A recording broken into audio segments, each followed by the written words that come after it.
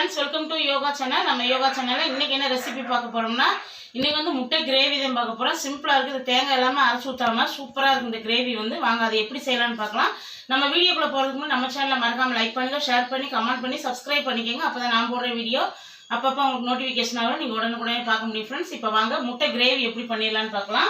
முட்டை கிரேவின்னு சொல்லலாம், முட்டை தொக்குன்னு சொல்லலாம். ரொம்ப டேஸ்ட்டாக இருக்கும். இந்த பக்கம் நான் சாதம் வச்சுட்டு சாப்பாடு 2 டம்ளர் வச்சு சாப்பாடு ஊற வச்சுருந்தேன் அரிசி, அதனால் வச்சு விட்டேன். இங்கே வந்து அடுப்பு பற்ற வச்சாச்சு, கடாயும் வச்சாச்சு. இப்போ நம்ம முட்டை கிரேவிக்கு வந்து நான் எல்லாமே எடுத்து வச்சுருக்கேன். இதில் ஒரு 4 தக்காளி அரைச்சி வச்சுருக்கிறேன். இங்கே பெரிய வெங்காயம் ஒரு 3 வெங்காயம் கட் பண்ணி 2 பச்சை மிளகா வர மிளகா வச்சுருக்கேன்.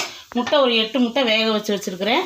இப்போ நம்ம முட்டை கிரேவி செஞ்சலாம். ரசம் ஏற்கனவே வச்சாச்சு, ரசம் இருக்கிறதுனால நான் ரசம் வைக்கல. இப்போ நம்ம முட்டை கிரேவி சட்டி காயிட்டு நம்ம எண்ணெய் ஊற்றிடலாம். இப்போ எண்ணெய் ஊற்றிக்கலாம். முட்டை கிரேவிக்கு வந்து கொஞ்சம் எண்ணெய் உண்டை ஊற்றுக்குங்க, ரொம்ப டேஸ்ட்டாக இருக்கும். இப்போ எண்ணெய் நல்லா காயட்டும். காஞ்சதுக்கப்புறம் நம்ம கடுகு சேர்த்துக்கலாம். கடுகு நல்லா வெடிச்சதுக்கப்புறம் நம்ம வெங்காயம் பச்சை மிளகா வர மிளகா சேர்த்துடலாம். கடுகு நல்லா வெடிச்சிருச்சு. இந்த மாதிரி நல்லா படப்படன்னு வெடிச்சிடணும், வெடிக்காமல் போடக்கூடாது. இப்போ நம்ம வந்து பச்சை மிளகாய் எல்லாமே சேர்த்துடலாம். உப்பு நல்லா போட்டு வதக்கிடலாம்.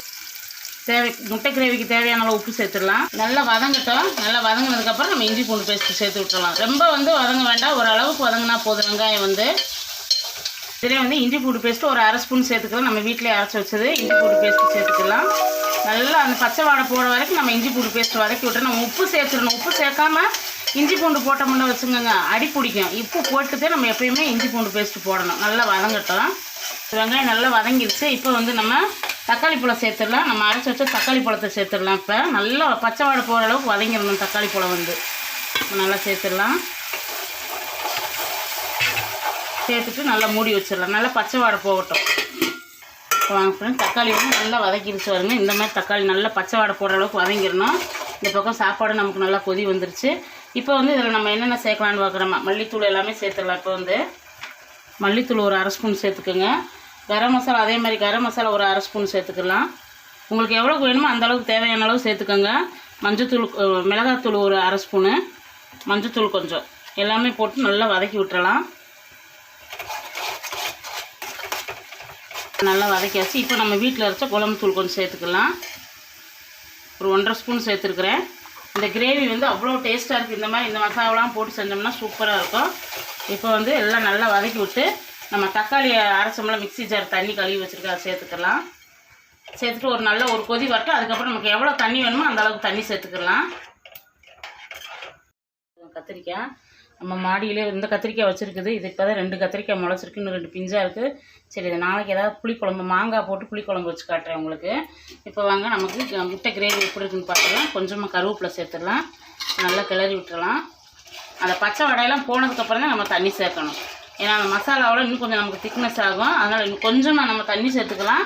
தண்ணி சேர்த்துட்டு நல்லா கொதிக்கட்டும். அதுக்கப்புறம் நம்ம முட்டையை சேர்த்து விட்டுறலாம். இல்லாட்டி இப்போயே கூட நம்ம முட்டையை சேர்த்து விட்டோம்னா நல்லா கொதிச்சிடுறதுல. இப்போ முட்டையை சேர்த்து விட்டுறலாம். நான் ஒரு 8 முட்டை கட் பண்ணி வச்சுருக்கிறேன், நம்ம சேர்த்துடலாம். அவ்வளோதான். நல்லா கொதிக்கட்டும். கொதித்து நமக்கு அப்படியே அந்த முட்டை கிரேவி பதத்துக்கு வரவும் நம்ம மல்லித்தலை சேர்த்து நம்ம அடுப்பை ஆஃப் பண்ணிடலாம். நல்லா கொதிச்சிடுச்சு வாங்க. இதில் வந்து ஒரு 2 முட்டை நம்ம உடச்சி ஊற்றிடணும். இந்த 2 முட்டை உடச்சி ஊற்றினாத்தே நல்லா பிசைஞ்சு சாப்பிட்றதுக்கும் சரி, அந்த அப்படியே கெட்டியாக சூப்பராக இருக்கும். எப்போயுமே முட்டையை வந்து நம்ம அதில் ஊற்றக்கூடாது. நம்ம இப்படி பாத்திரத்தில் ஊற்றிட்டே உள்ளே ஊற்றணும். இப்போ 2 முட்டையை நான் உடச்சி ஊற்றிருக்கிறேன். ஊற்றிட்டு நம்ம இப்போ உள்ளே ஊற்றி விட்றோம். ஊற்றி வச்சுட்டு சிம்மில் வச்சு விட்டுறணும். அப்படியே நல்லா இப்படி ஊற்றிட்டு சிம்மில் வச்சு விட்டுறலாம். அதுக்கப்புறம் நம்ம கிளறி விடுவோம். பாருங்கள் கிரேவி பாருங்கள் எப்படி இருக்குன்னு. இன்னும் நமக்கு நல்லா கொதிக்கணும். இப்போ வந்து ஒரு கிளறி விட்டுறலாம். ஏன்னா நம்ம உடச்சி ஊற்றினோம் பாருங்கள் முட்டை, அதோட நல்லா வந்து கிளறி விட்டுறணும். அப்போ தான் நான் திருன்னு திப்பியாக இருக்கும். அப்போ தான் டேஸ்ட்டு சூப்பராக இருக்கும். அப்படியே சிம்மில் வச்சு விட்ருங்க. அந்த சிம்மில் ஒரு 10 நிமிஷம் நமக்கு நல்லா கொதிக்கட்டும். அப்படியே மல்லித்தலை சேர்த்து நம்ம அடுப்பு ஆஃப் பண்ணிடலாம். இப்போ சிம்மில் வச்சிடலாம். ஃப்ரெண்ட்ஸ், நமக்கு முட்டை கிரேவி எப்படி இருக்குன்னு பார்க்கலாம். சூப்பராக இருக்குது பாருங்க, எப்படி எண்ணெய் பிரிஞ்சு வந்திருக்கும். இந்த மாதிரி இருக்கணும். நம்ம கண்டிப்பாக வந்து 2 முட்டை உடச்சி ஊற்றி விடுங்க. அப்போ தான் அந்த முட்டை கிரேவி வந்து சூப்பராக இருக்கும். இன்னொரு நாளைக்கு உங்களுக்கு உடச்சி ஊற்றின முட்டை குழம்பு நான் செஞ்சு காட்டுறேன். அது சூப்பராக இருக்கும். இதில் நம்ம தேங்காய் எதுவுமே போடலை. பார்த்தீங்களா எப்படி இருக்கும். இந்த பக்குவமே நமக்கு போதும். இதை விட நம்ம கொஞ்சம் கெட்டியாச்சுன்னா அது நல்லா இருக்காது. இந்த அளவுக்கு இருந்தால் நமக்கு சாதத்தில் பிசைஞ்சு சாப்பிட சூப்பராக இருக்கும் முட்டை கிரேவி. இப்போ வந்து நம்ம மல்லித்தலை சேர்த்துடலாம். உங்களுக்கு எந்த அளவுக்கு மல்லித்தலை வேணுமோ அந்த அளவுக்கு மல்லித்தலை சேர்த்துருங்க. சூப்பரான நமக்கு ஒரு முட்டை கிரேவி ரெடி ஆயிடுச்சு. இப்போ அடுப்பு ஆஃப் பண்ணிடலாம். இப்போ வாங்க சாப்பாடு நமக்கு ரெடி ஆயிடுச்சு. நம்ம கூட சாப்பாடு வடித்து நீர் ஊற்ற வச்சாச்சு. சாப்பாடு ரெடி ஆயிடுச்சு. இங்கே முட்டை கிரேவி சூப்பரான நமக்கு ஒரு முட்டை கிரேவி ரொம்ப அருமையாக இருக்கும். நல்லா கொஞ்சமாக போட்டு சாதத்தில் போட்டு சாப்பிட்டா அவ்வளோ டேஸ்ட்டாக இருக்கும். இங்கே வந்து நம்ம ரசம் இருக்கிறதுனால நான் ரசம் வைக்கலை. இன்றைக்கி வந்து அப்படியே இருக்கிற ரசம், நேற்று கட்டிப்பருப்பு கொஞ்சம் இருந்துச்சு, ரசம் இருக்கிறதுனால ரசம் வைக்கலை.